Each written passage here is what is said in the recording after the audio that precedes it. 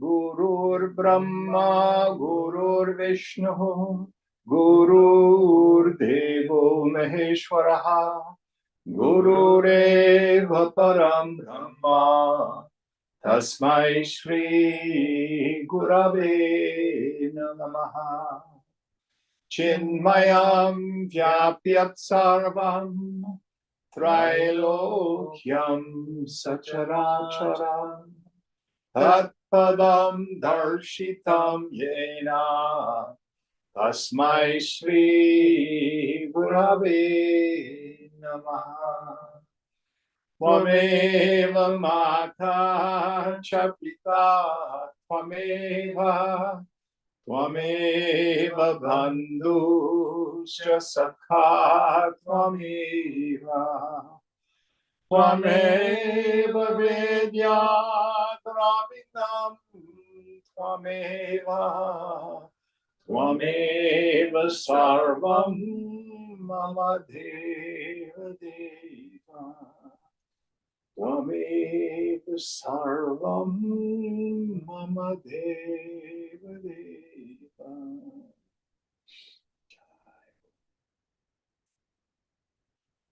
Om Sahana Bhavatu, Sahana Bhunaktu, Sahaviryam Karavavahai, Tejasvinavadhitamastu ma vidvishavahai. Om Shanti, Shanti, Shanti.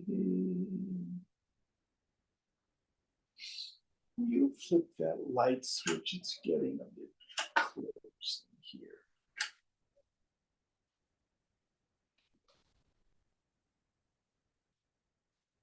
I don't know how I ended up getting muted. I think I may have hit mute all by mistake. That's all right. We got it fixed. So where are we in our text? We're on number 130. In chapter 6. Yep. You help us out? Cha nirvachaniya cha vastavi chaitya sautridha Neya maya tribhi vodhaihi shrotayokti kalaukikaihi. Maya is looked upon in three ways. From the point of view of knowledge and Shruti, it is negligible. For empirical reason, it is indefinable, and for the ordinary people, it is real. Yes. So we have Ajativada, we have Drishtivada. Is the world actually here at all or not? From the standpoint of the absolute, nothing really exists.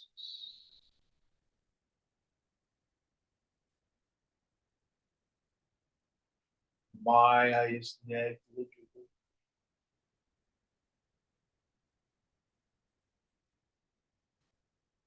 Names and forms going on in the far distance.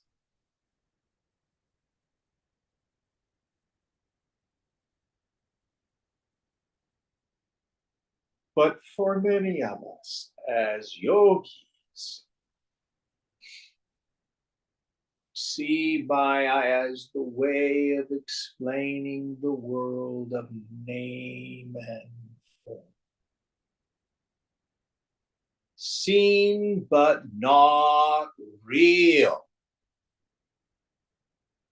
Drishtivada. Like the mirage waters in the desert.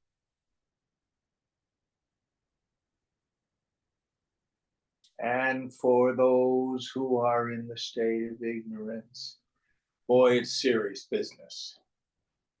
Because the names and forms and my body and my ego and all that stuff, it feels very real to me, very problematic. What do we mean by that? There are great saints whose minds are so immersed in the self that they barely even perceive a phenomenal world.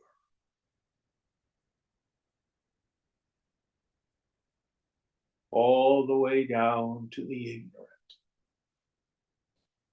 for whom this is serious business. So it depends on the power of ignorance in the mind. Now listen very carefully. For everyone, be they the greatest Mahatma or the most suffering fool, in truth, Maya never really covers the self. Nobody doubts that I am. Satchidananda is always there. I just get all confused about it. Any thoughts on this? All right, next verse.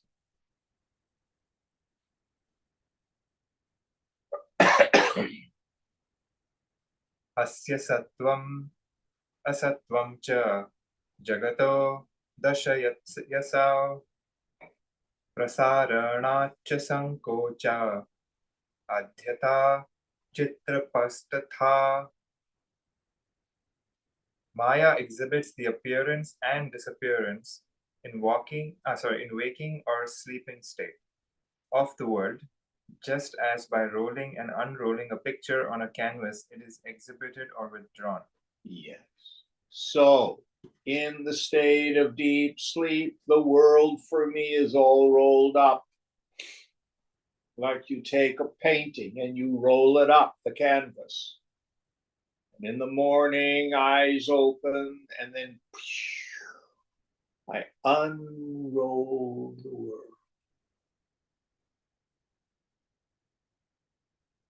So it appears, disappears for me, depending on the functioning of the mind. That's why the scriptures thunder, the world is the mind and the mind is the world. For me. Knowing that, don't take the mind seriously. Don't get caught up in the comings and goings of the world.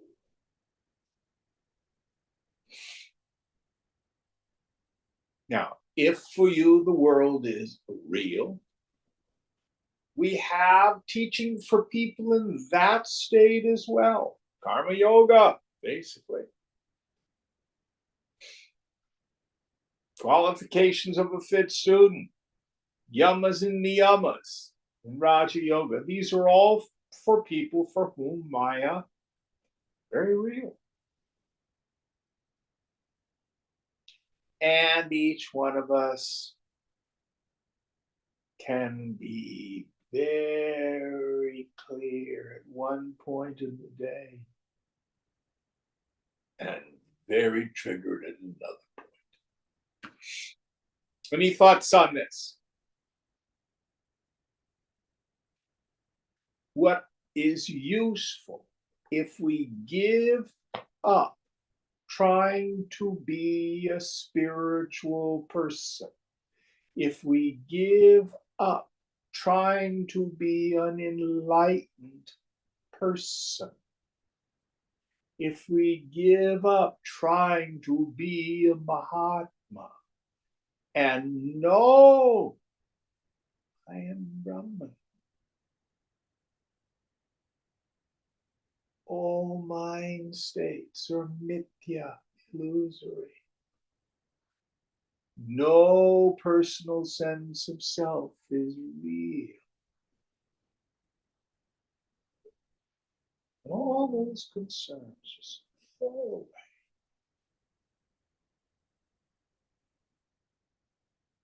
Next verse.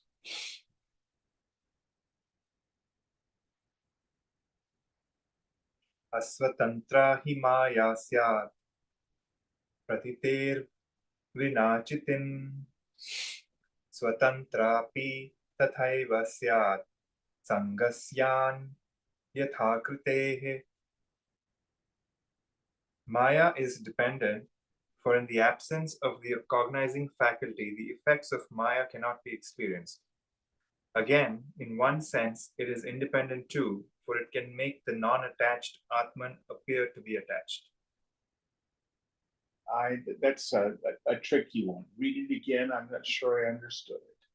Maya is dependent, for in the absence of the cognizing faculty, the effects of Maya cannot be experienced. Okay, so Maya is not independent of consciousness, meaning the effects of Maya, the phenomenal world, and my reactivity to it are illumined by consciousness. So Maya itself is dependent. The second half of this. Again, in one sense, it is independent too, for it can make the non-attached Atman appear to be attached. Yes. So it has this strange power that in my mind, it seems like I am attached. So he's playing with words here, is what he's doing. But to clarify the point,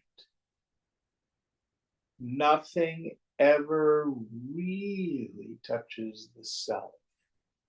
All of the confusion, all of the misapprehension, all of the superimposition takes place in the Vijnanamaya kosha, in the intellectual sheath.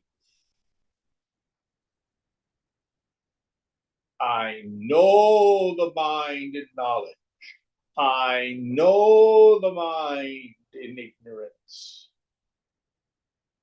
And I know when they both go away in deep sleep. Nothing touches me. That's the fundamental point. Next verse.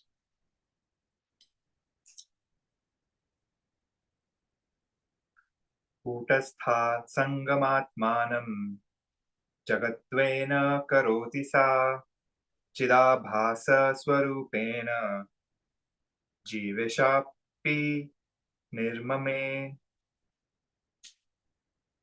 Maya transforms the immutable Kutastha, the ever associationless Atman, phenomenally into the form of the universe. Casting the reflection of Atman on itself, Maya creates Jiva and Ishvara. Yes. So the locus of Maya is Brahman, is Kutastha. It is the inherent illusory power of the infinite.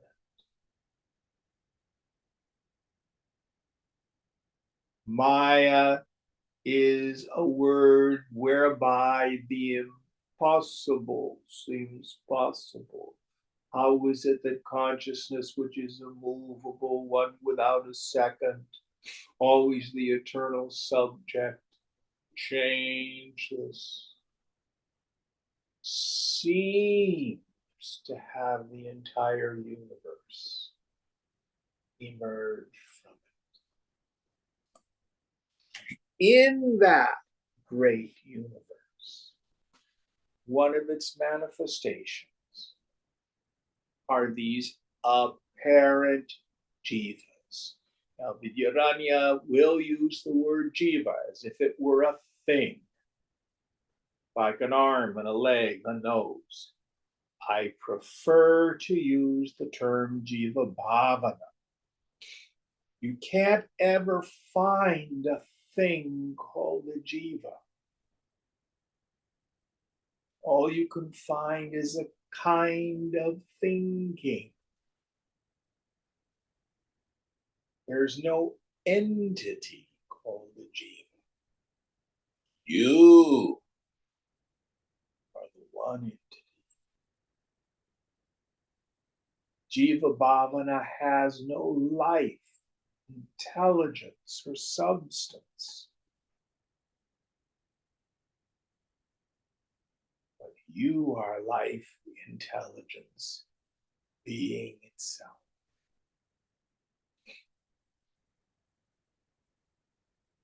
Next verse.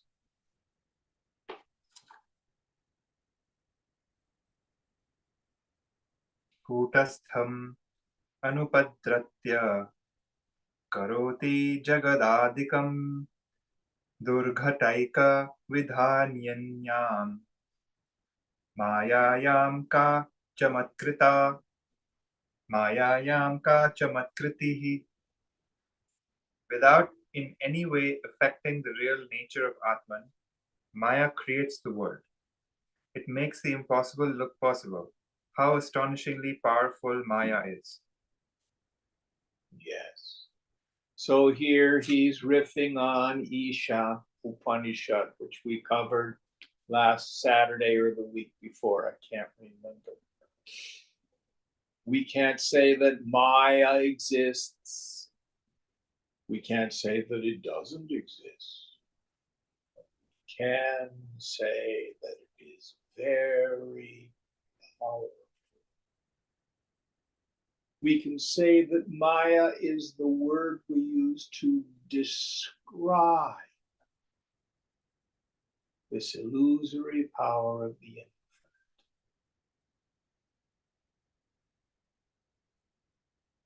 That which is created from nothing. And again, it becomes easy to understand if you go to the dream. You are the God of your dream. You, as the God, lie down in bed. Then comes your own mini Maya, your own personal Maya called deep sleep. And then your own one undivided mind refracts into the dream world. And it seems to the mind of the dreamer that I am suffering, I am happy, I'm accomplishing this, I'm anxious about that. But in reality, nothing in the dream touches you. Likewise, nothing in this world touches. And again, the practice that's implied all through your day, over and over again. Stop for a moment, turn the attentive faculty inward, notice the knower. See if anything touched or changed you. Or are you kutastha, still, immovable, asanga, completely unattached? Next verse.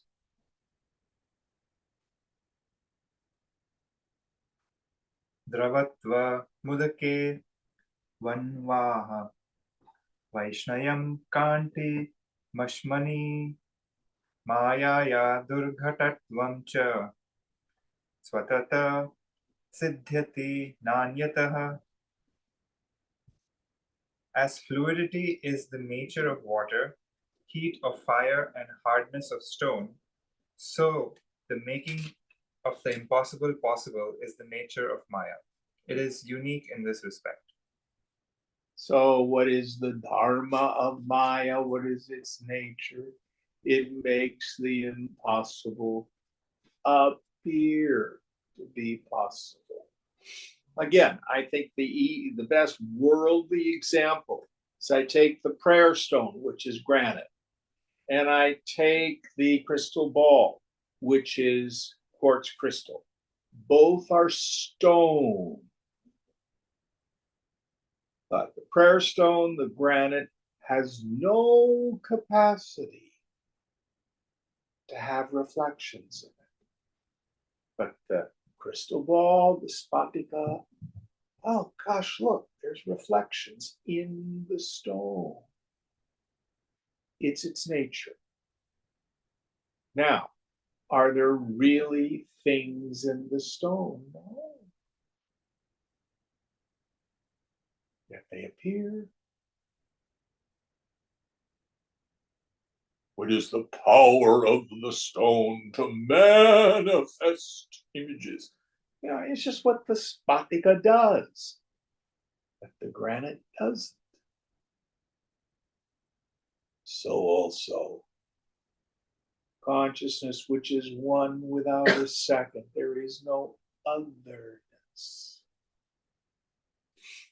So the power of imagination is a power of isn't a power of Maya then. So Maya is just reflecting the power of Brahman in some way. Sankalpa is one of the next levels down from Maya itself. So could you say Sankalpa is I guess an outcome of Maya in some way? Yeah. It's its Vikshepa Shakti.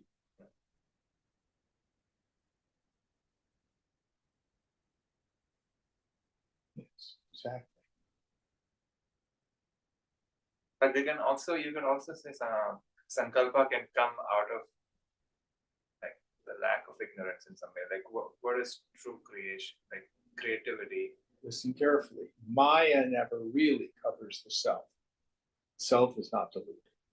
Only the beings in Maya are deluded. Does that make sense? So, of course, a conscious being, by means of Sankalpa, can create it more. In fact, we hear that about Mahatmas all the time, where the Guru Sankalpa is always manifests.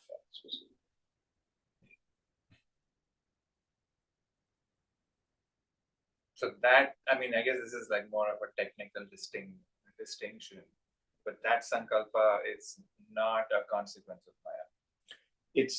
Yes, it is a consequence of Maya, but it's not a consequence of avidya. Right. Okay. That makes sense? So both avidya and vidya live in Maya in some ways. Yes. Yeah. What is it that has vidya and avidya? The human mind.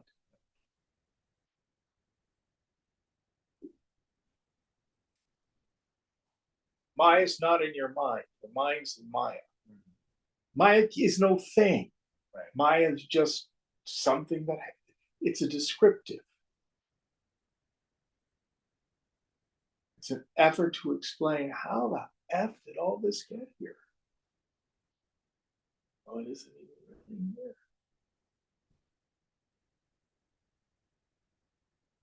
But it's seen when the mind functions.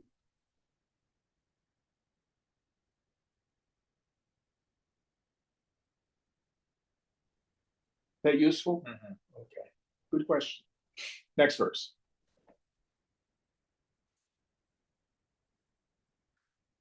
Naveti loko yavantam sakshattva chamatkritin tatte manasi paschatu mayeshe tyupashyabhyati. The magic show looks wonderful. Did you skip one? Did I skip one? No, I didn't. Okay.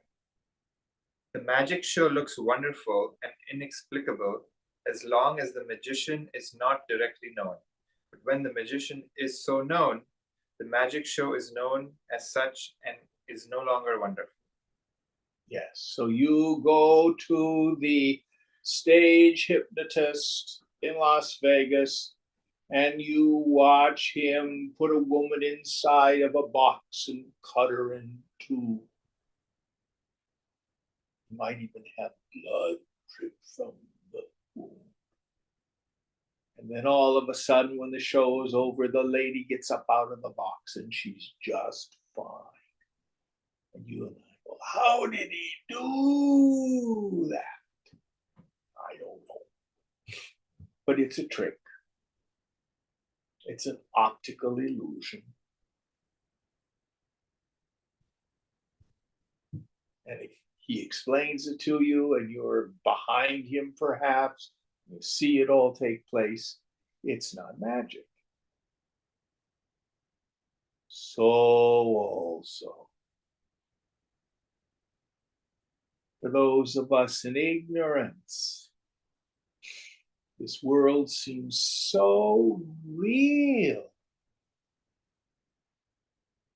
And what people say to us annoy us and bother us and make us so happy.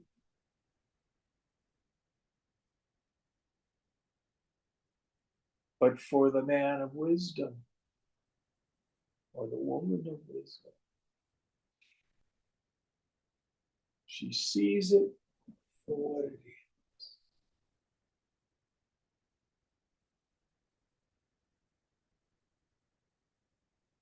I like to use the image of the fellow who goes to the stage hypnotist in Las Vegas and he's hypnotized into thinking he's a chicken. For him, he thinks he's a chicken. That's very real. Everybody else, they see a stupid person squawking around the stage. So also, for the man or woman of wisdom, we see our loved ones. Oh, Aunt Mary is so ill. Oh, the politics are so bad. War, pestilence. And it seems so real to them.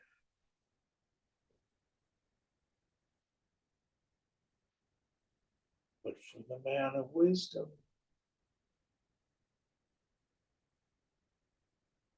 nobody dies. Nobody's born. Kutastha goes nowhere.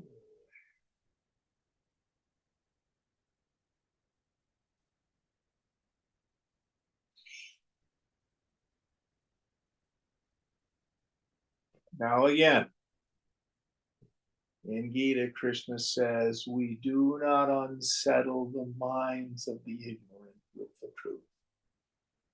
We confine them to a hell. We don't tell people this. It is for us to know. It is our vision. How do we treat the people in the world? We meet them where they are.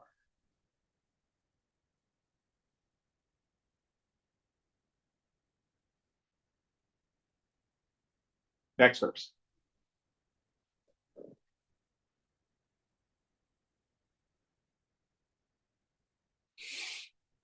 प्रसरन्ति हि चोद्यानि जगद्वस्तु तवादिषु न चोदनीयमायायां तस्याक्षोऽध्यैकरूपतः.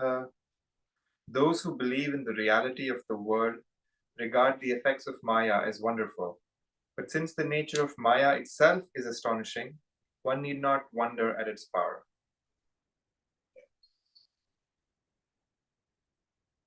Here he's just summing up the point. And when we look at the universe from within the viewpoint of Maya, it is marvelous. The stars, what the James Webb telescope is seeing, astrophysicists, the microbiologists. It is a wonder.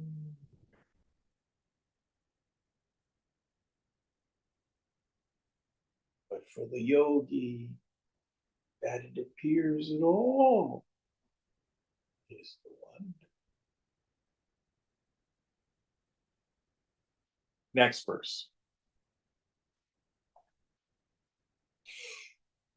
चोद्धेऽपि यदि चोद्यं स्यात् त्वच्चोध्ये चोद्यते मया परिहार्यं ततश्चोद्यं न पुनः प्रतिचोद्यताम्. By raising objections to the wonderfulness of Maya, we do not solve the mystery. Besides, we also can raise serious counter-objections. What is essential is that we should eradicate Maya by systematic inquiry. Further arguments are useless, so do not indulge in them. Yes. So some people will say Maya really exists, the world is. Others will say it doesn't exist. Some people say the Mahatma doesn't see anything. Others will say, well, yes, he does. Some people will say he sees nothing. What we see as the Mahatma is our projection onto him. Others would say, well, the point is, don't get involved.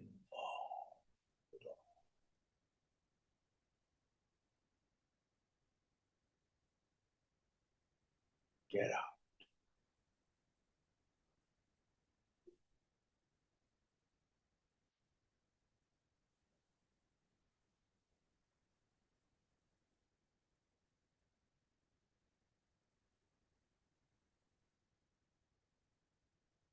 Don't get caught up in picayunish philosophical discussion.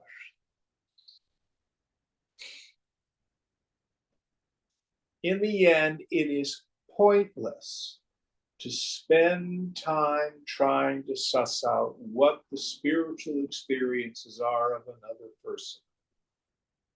Be they the person sitting next to you in satsang or the guru himself.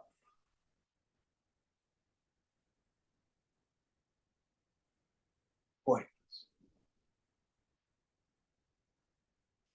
Hear the scripture, we go, oh yeah, I get that. Or we say, I don't get that. Set that idea on the shelf. Continue to do tapas, abhyasa, vairagya, or meditation, or renunciation. And it will all become clear.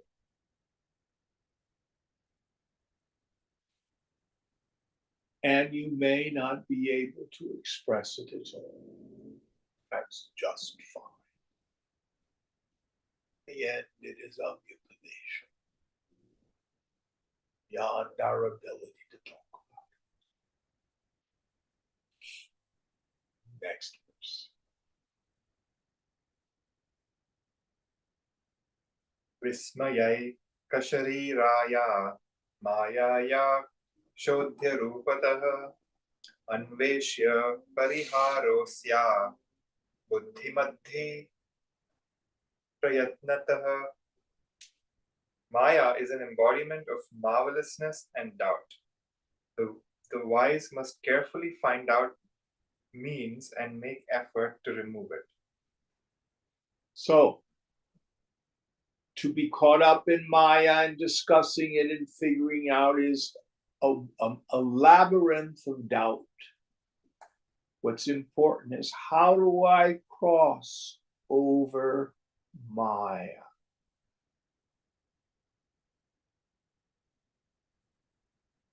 I will tell you how. We must reconcile two scriptural statements. Brahma Satyam Jagan Mityam. Brahman alone is real. The phenomenal world is illusory. And the statement from Chandogya, Sarvam Kalvidam Brahma. All this, meaning the phenomenal world, is verily Brahman.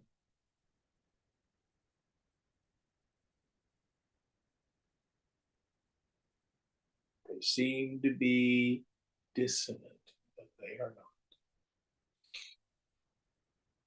Through proper means, through negating name and form,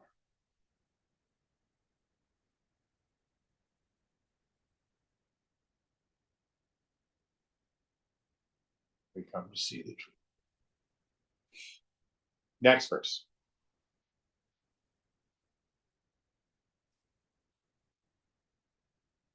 मायात्वमेव निश्चेयम् इति चेतर्हि निश्चितो लोकप्रसिद्धमायया लक्षणं यत्यदीक्षताम्. Doubt. But the nature of Maya must be determined before trying to eradicate it. Reply. All right, do so. Apply the popular definition of magic on Maya. So that'll work. The objector says you have to know what it is before you can negate it.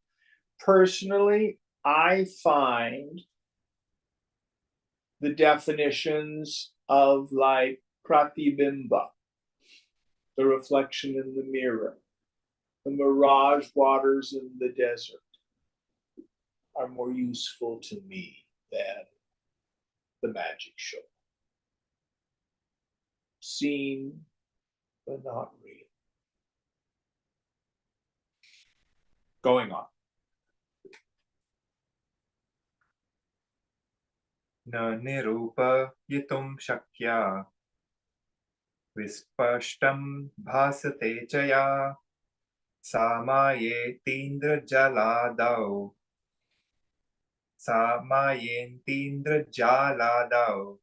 लोका संप्रतिपेदिरे.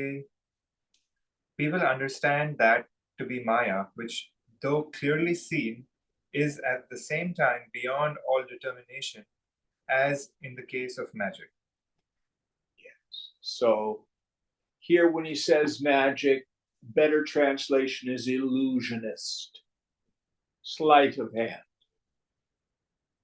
Seen, but not really happening.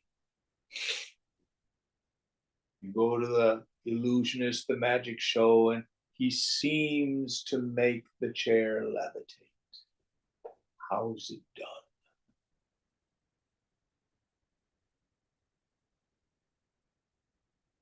That's the idea.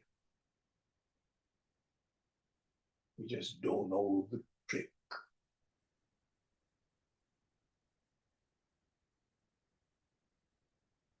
Magician plays with the cards and he goes and distributes and he's able to say it is the two of spades. How did you do that? I don't know. But I don't need to know how he did it in order to know it's illusion. Likewise with Maya. You don't need to know how it comes about. All sorts of ways people try to articulate. What is the world of name and form? It's a superimposition onto the substratum consciousness. Go to your direct experience when you close your eyes and visualize something. How is it that your one mind forks into subject object? You create by means of your imagination a mango, a strawberry, an elephant.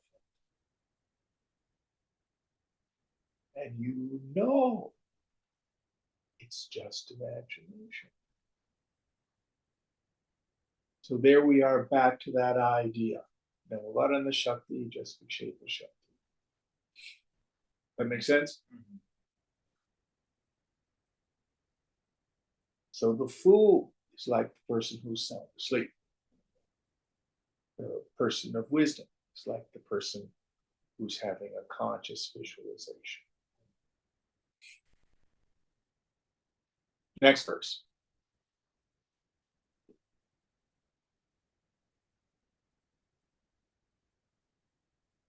Spashtam bhati jagatchedam shakyam tannirupanam mayamayam jagat tasmad ikshasva pakshapatatah. The world is clearly seen, but its nature defies definition. Be impartial and regard the world as nothing but a delusion, the product of Maya. So, what is the practice involved? Pull our reactivity, our opinions out of it. Practice samadrishta, this equality of vision. The more we turn down our compulsive reactivity to the world starts to thin out. Becomes almost like a transparency.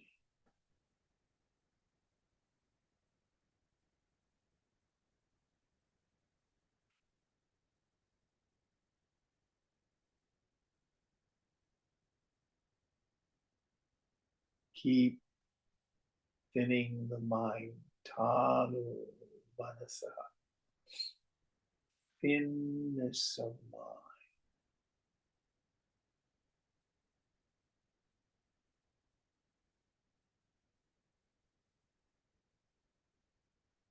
Thin the mind and you thin the world. Thicken the mind and the world. It's very real.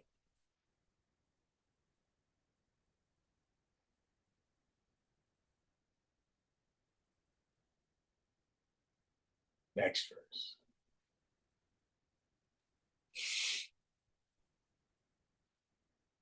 Nirupa yitumarambhe nikhilairapi panditaihi prajnanam puratastesham bhati kakshasu kasuchit.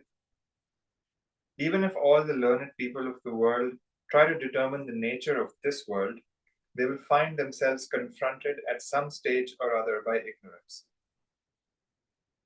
Yes.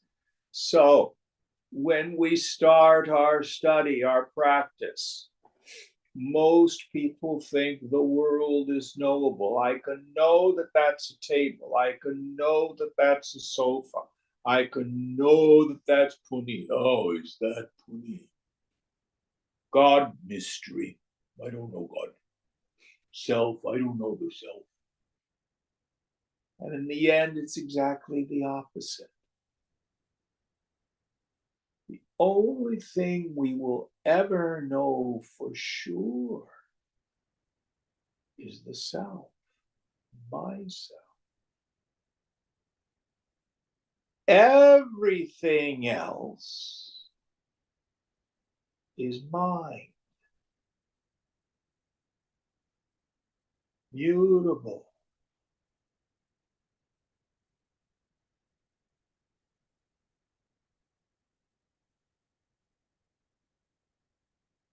It's not ultimately knowable. It's mystery. So the yogi allows the world to have its mystery. She's given up the need to figure everything out. Now, if that's part of your job to figure stuff out, then figure stuff out. But never take your own mind seriously.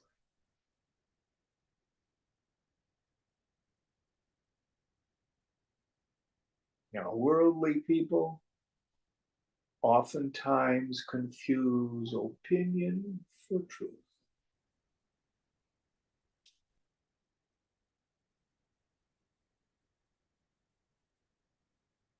It's just my opinion.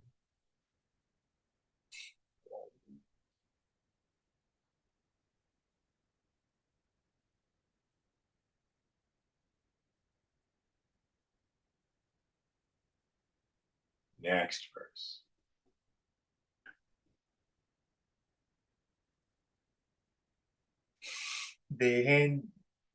देहेन्द्रियादयो भावा वीर्येणोपादिता कथं वा तत्र चैतन्य इत्युक्ते ते किमुत्तरम्. Tell us, if you can, how the body and senses came out of the seed, or how consciousness was born in the fetus. What answers will you give to these questions? Yes. Even today, 700-800 years after Vidyaranya, we still can't answer those questions.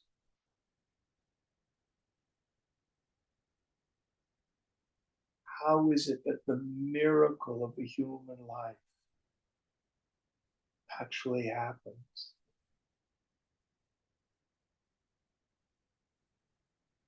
How is it that I plant a seed and grow a tree, but it's very different than a human being?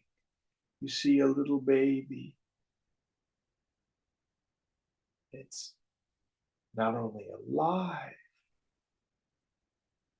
but there's a consciousness.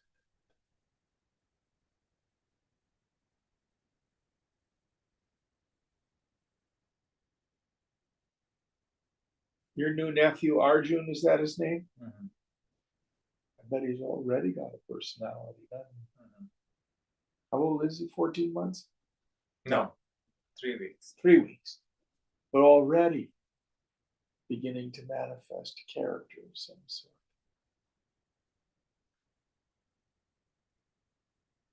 It's amazing. Amazing. No one can explain it. We don't need to. We can just stand in awe of the mystery. Next verse.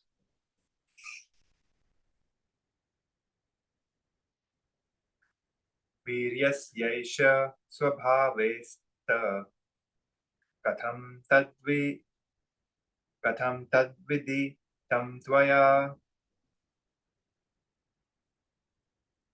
अन्व्यव्यतिरक्कौ यौ भग्नौ तौ वन्ध्यवीर्यतः. The naturalist says, it is the nature of the seed to evolve into the body with the sense organs and so forth. Reply, what is the basis of your belief? You will perhaps say, application of the double method of agreement and difference. But it is not confirmed because in a barren woman, seed produces nothing. Yes.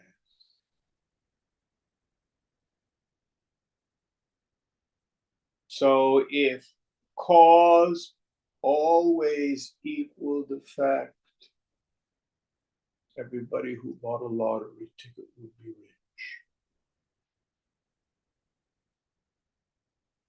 Everybody who studied and worked hard would be successful.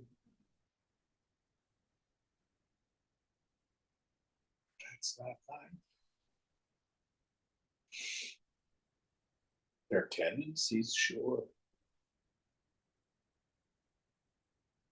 There's also a lot of mystery.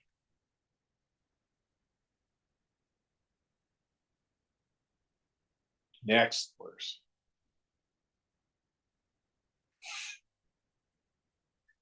न जानामि किमप्येत्य अत्यन्ते शरणं तव अत एव महान्तोऽस्य प्रवदन्तीन्द्रजालताम्. In the end, you will have to say, quote, I do not know, end quote. Therefore, the wise declare this world to be like a magic show. Yeah. So don't necessarily spend your time trying to figure out this world. If it interests you, you can do that. But you will not find peace or truth that way. Now, practically speaking, in Vidyaranya's time, people would go get past life reading. Today we go to the psychotherapist and do family of origin therapy. I'm going to deal with my PTSD. There might be some value in this, but no ultimate freedom.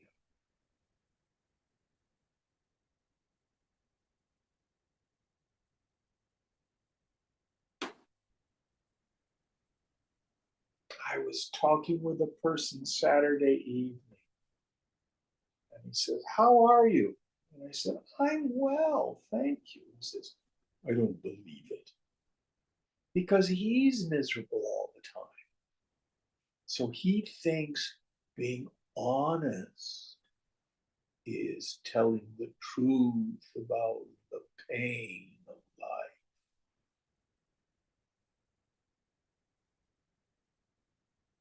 It's his reality. Talk yourself out. Live in that world if you wish.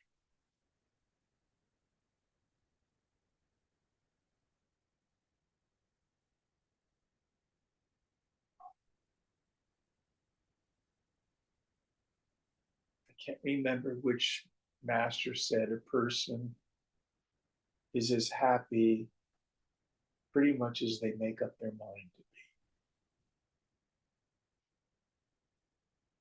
There's some truth to that.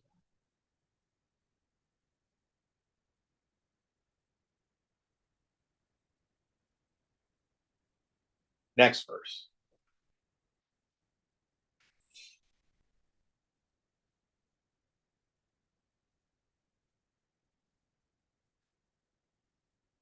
एतस्मात् मे मिवेन्द्र जालं परं यद्गर्भ वासिस्थितं रेतश्चेतति हस्तमस्तक पदप्रोदभूताना चङ्कुरं पर्यायेण शिशुत्व यौवन जरावैशैर नेक्रैवतं पश्यत्यति शृणोति जिघ्रति तथा गागच्छति. What can be more magical than the fact that the seed in the uterus becomes a conscious individual, that it develops head, hands, feet, and other organs, that it passes through the states of childhood, youth, and old age, and that it perceives, eats, smells, hears, comes, and grows. So here again, back in the 14th century, not aware of, I guess it's mitosis. Doctors, help me out here. Is that the whole thing of cell division that we now know about? Yeah, mitosis. Yeah. And it's still a miracle. How is it that the DNA, these little strands of A, G, T, P, or whatever it is, the four of them, and all their combinations can end up with a Beethoven or a Shankara or a Nuria. It's really quite marvelous. I think it's rather wonderful.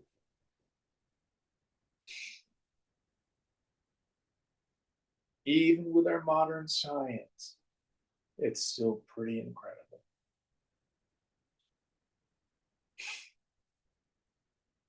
Next verse.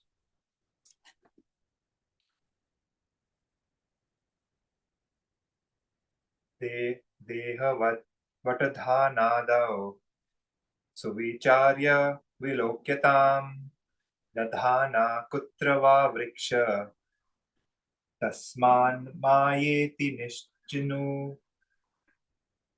Like the human body, carefully consider also a tiny fig seed. how different the tree is from the seed from which it grows. Therefore, know all this to be Maya. So the fig seed grows the mighty fig tree, the acorn tree, the mustard seed, a mustard bush, are the ones that just get me. Is this very body is stardust. The component parts were created in the furnace of stars going supernova. Mind-boggling if you think of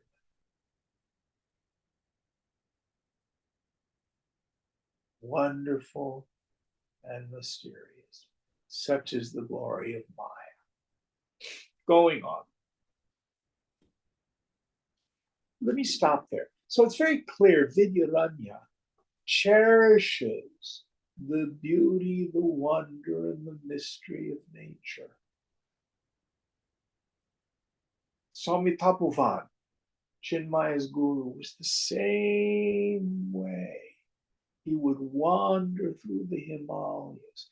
He loved the mystery, the grandeur, the beauty of Maya, of the natural world. Just because it's an illusion doesn't mean it's not beautiful. Doesn't mean we're dead to it or deny it or shut down. No. You can go to a movie and you know it's a movie. And you can still enjoy it. Oh, I can't enjoy the movie, it's not real. No one does that. Next verse.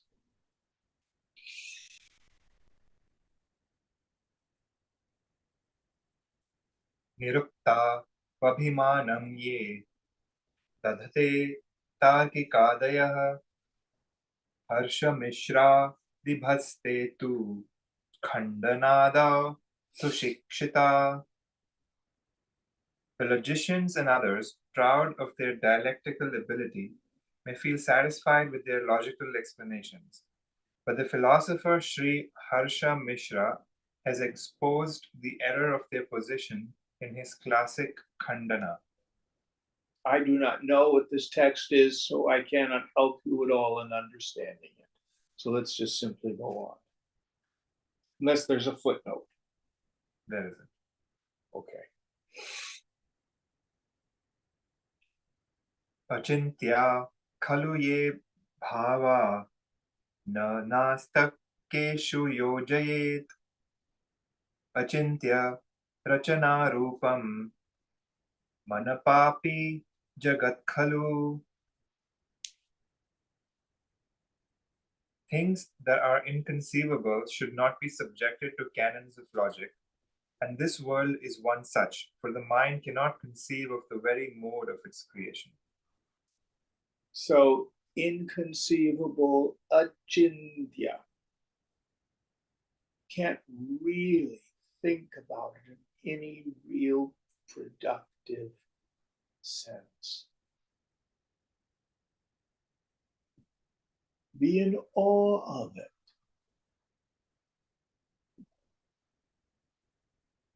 Or as the Hebrew psalmist says, the earth is the Lord's and the fullness thereof.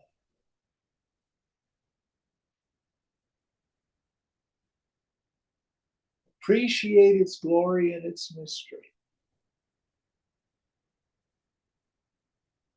And if you're a scientist, I assume David and Mark, as doctors, part of what drew you to it was seeing the beauty and the wonder and the mystery of the science of the human body. Am I wrong? You're right.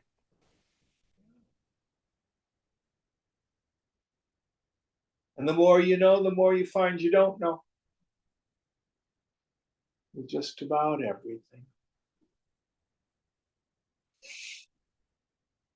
Next verse.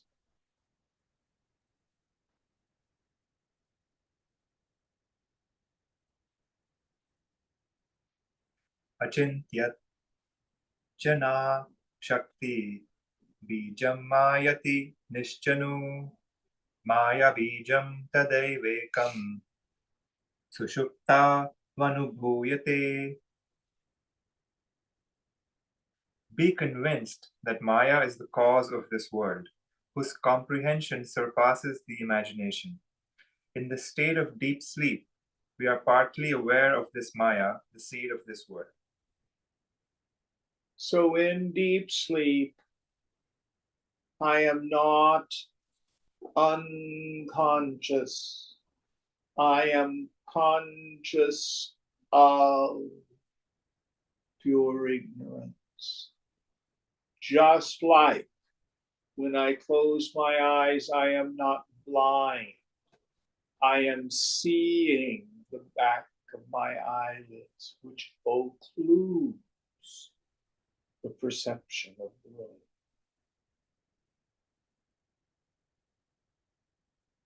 And again, how do I know I'm conscious of the ignorance of deep sleep? Because in the morning I can say to myself, oh, I slept so soundly. I didn't wake up at all night. Or I may say, oh, I had a fitful sleep. I woke up every hour because my hip hurt.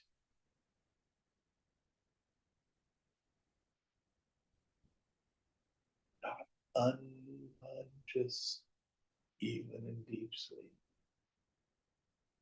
I illumine the mind folded up into deep sleep in its seed form.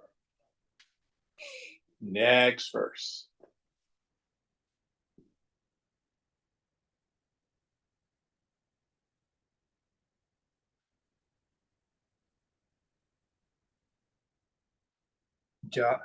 Jagrat swapna jagat tatra लीनं बीज इव द्रमः तस्मात् शेष जगत्तो vasanastatra sanstitaah.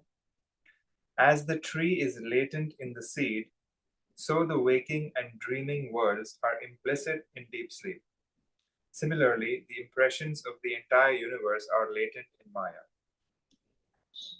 So, Puneet is a computer programmer. I'm a retired musician. I do not wake up in the morning as a computer programmer. He doesn't wake up as a classical trained musician. The seeds of those activities are latent in deep sleep. What does he know in deep sleep? I know nothing. What do I know in deep sleep? I know nothing.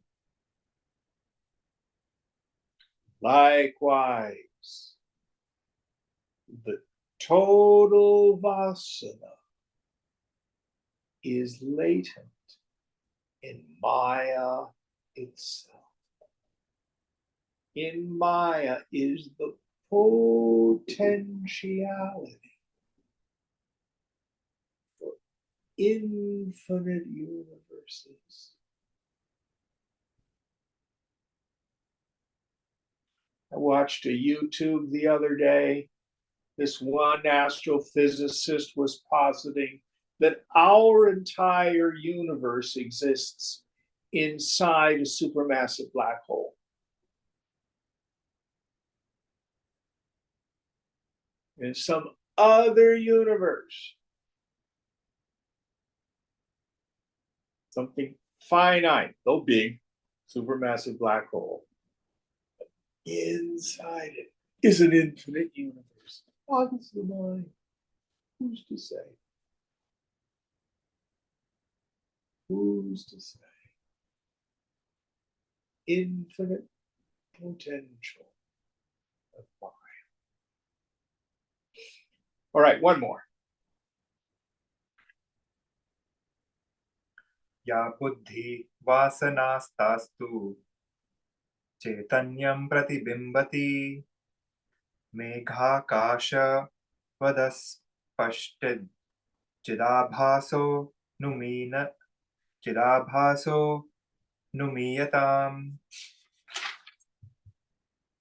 On the impressions of the whole world, thus latent in the intellect during sleep, is reflected the immutable consciousness. Though it is not experienced owing to vagueness, it can be inferred to exist in the same way as the reflection of the sky is inferred to exist in the water particles of a cloud. Yes. So when I look at the water in a lagoon or a lake, I see the sky reflected. We know it's the nature of water to reflect the sky. I can infer then in the cloud, in each one of the water droplets, the sky is reflected. So here he's saying there's a reflection of consciousness in a,